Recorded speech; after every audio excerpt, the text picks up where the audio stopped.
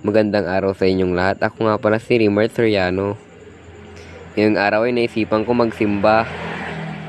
Kaya tara, samahan niyo ko. Nakalimutan ko palang sabihin, ako palang dakilang patapon. Nilakad ko na lang palang papuntang simbahan dahil malapit lang naman ito sa amin. Pero isipin niyo ang tamad-tamad ko kahit malapit lang.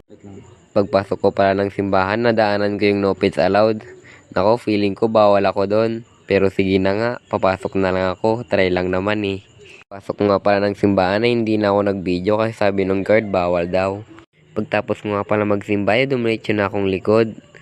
Kaso napagod ako kaya naisipan ko umupo muna sa gilid. Yun nga pala nag-cellphone muna ako para hindi na ako sabihing tanga kasi mag-isa nga lang ako. Yun nga pagkatapos ko magpahinga ay tumayo na ako at yun may tumatawa sa likod ko. Feeling ko patapon din ata, tulad ko. At yun nakarating na nga pala ako. Tatlo na pala kinuha kong kandila para I love you. Shout! At yun bago ka nga pala magtirik ng kandila, kailangan mo pa pala magdasal. At habang nagtitirik ako ay napasok nga pala ako ng kandila. Patapon ka talaga kahit kailan. Shout!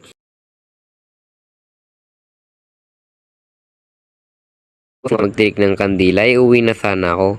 Kaso nakasalubong kayong kaibigan ko. By the way, isa nga rin pala siya sa mga patapon na tulad ko. At yung timelapse na nga pala namin yung video kasi mahirap nga din mag-edit.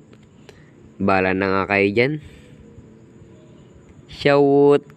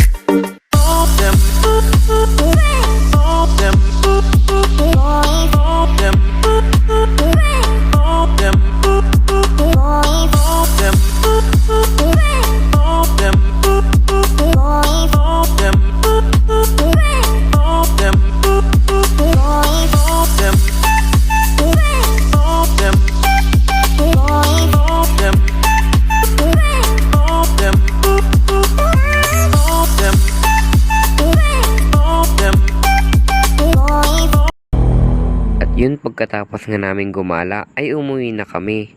Yun lang. Thanks for watching!